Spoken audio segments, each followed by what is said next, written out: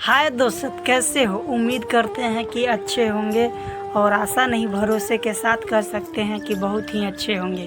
तो आज का हमारा जो वीडियो ब्लॉग्स है वो हमारे क्षेत्र नौबतपुर में एक बने भव्य मंदिर का निर्माण हुआ है।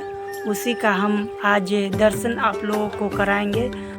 हम लोग का भी जो घर है वो नौबतपुर क्षेत्र में ही पड़ता है, जो कि हमारे गांव बड़ी टंगरेला से हम लोग लख होते हुए नौबतपुर क्षेत्र में पहुंच रहे हैं। और यहाँ पे बिहार सरकार का द्वारा एक नए ओवर ब्रिज का निर्माण किया गया है, जो कि काफ़ी ही बड़े और लंबे बनाया गया है।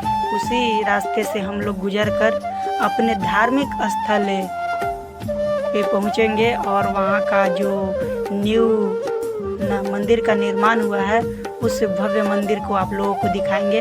और हम लोग बचपन से ही इस जगह पे अपने माँ दुर्गा जी का प्रतिमा को दशहरे त्योहार के रूप में यहाँ पे आते थे और आते हैं। और उसी के बगल में यहाँ पे उस मंदिर का निर्माण किया गया है, जिसका नाम नागेश्वर धाम के रूप में रखा गया है। और यहाँ पे जिस मंदिर बना है वो जगह का नाम बिचली गली के नाम से नौबतपुर में प्रसिद्ध है।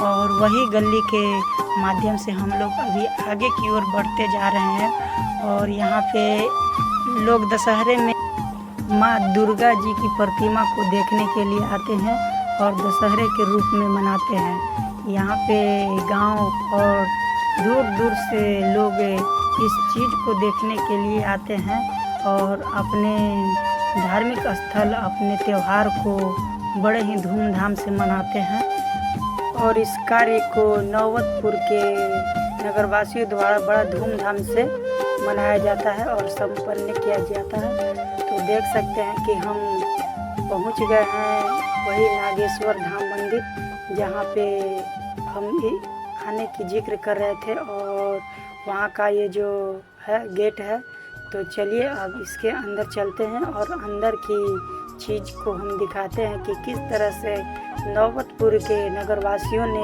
इस भव्य मंदिर का निर्माण किया है और बहुत ही सुंदर तरीके से बनाया गया है।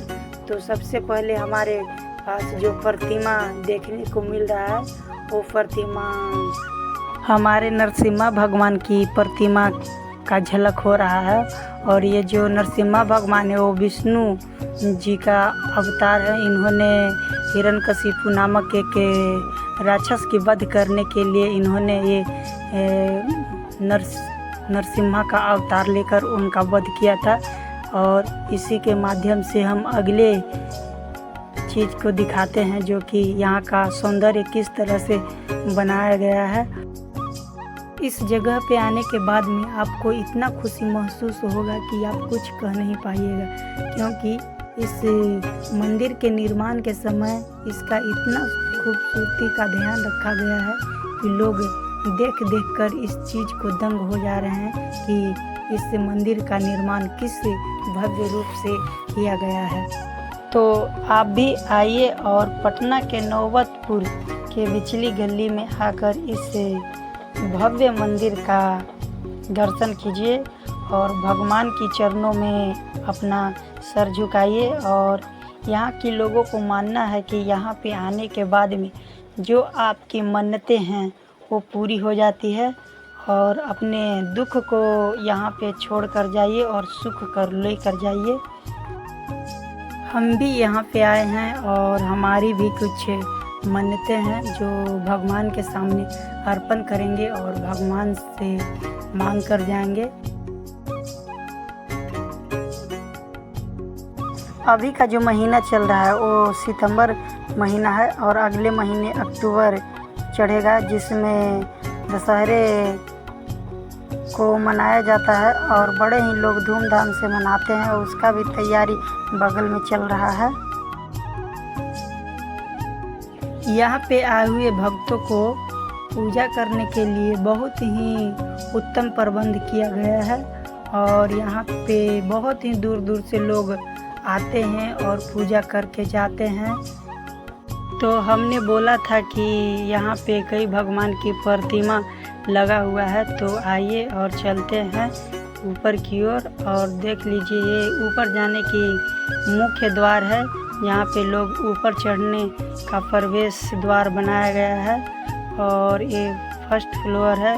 यहाँ पे लोग आकर भगवान की प्रतिमा की दर्शन करते हैं और देख सकते हैं कि ये माँ देवी पार्वती का प्रतिमा है।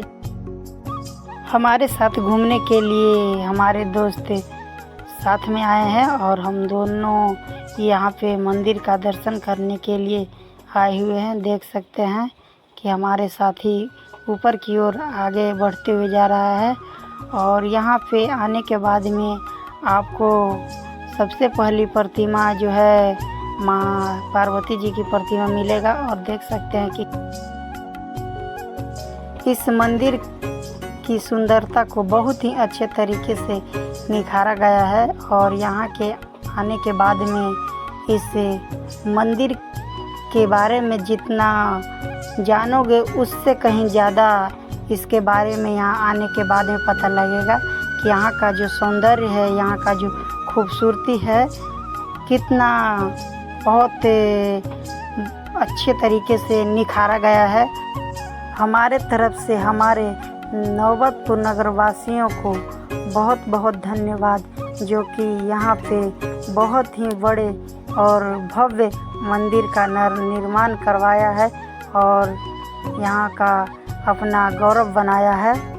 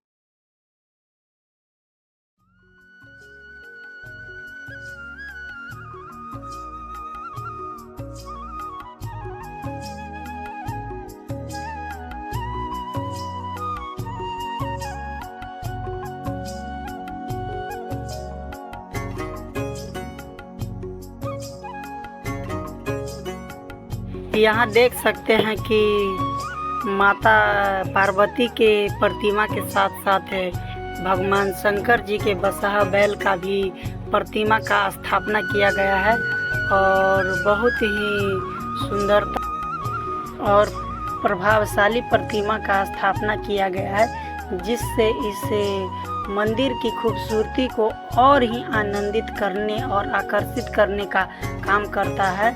और देख सकते हैं कि हमारे भगवान शंकर जी की कक्ष का ये मुख्य द्वार है, जो कि यहाँ पे जो उनका कक्ष का द्वार है जो सोने से बना हुआ जैसा दिख रहा है और कितना आकर्षित अपने की ओर कर रहा है। और ये हमारे भगवान शंकर जी की शिवलिंग का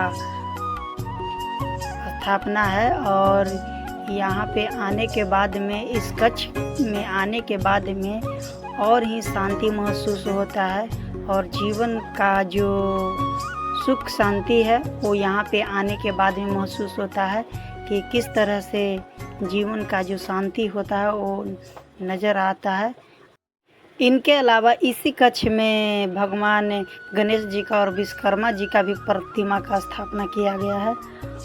हमारे शंकर भगवान के शिवलिंग का जो कक्ष है, उस कक्ष को एक गुंबज की तरह ढांचा में ढाला गया है ताकि देखने में ही और आकर्षित नज़र आए। और देख सकते हैं कि किस तरह से गुंबज की तरह बनाया गया है और यहाँ पे कितना हाइट पे बनाया गया है, देख सकते हैं। और यहाँ पे मन को लुभावक जैसा प्रक्रिया दिया गया है और देख लीजिए यहाँ पे किस तरह से सौंदर्य को आकर्षित अपने की ओर करता नज़र आ रहा है यहाँ की जो कक्ष है।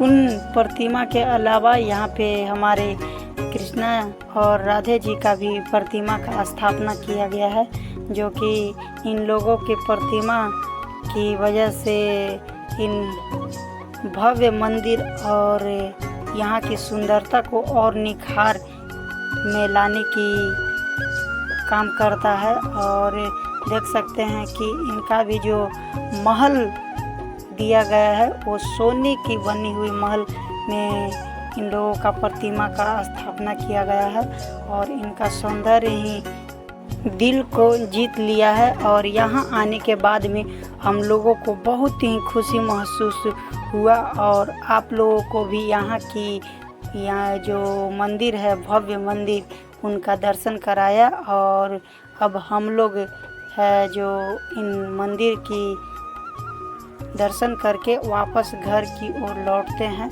और गुड बाय, धन्यवाद आप लोगों को जो दर्शन इस मंदिर का किया। तो अलविदा मेरे भाइयों।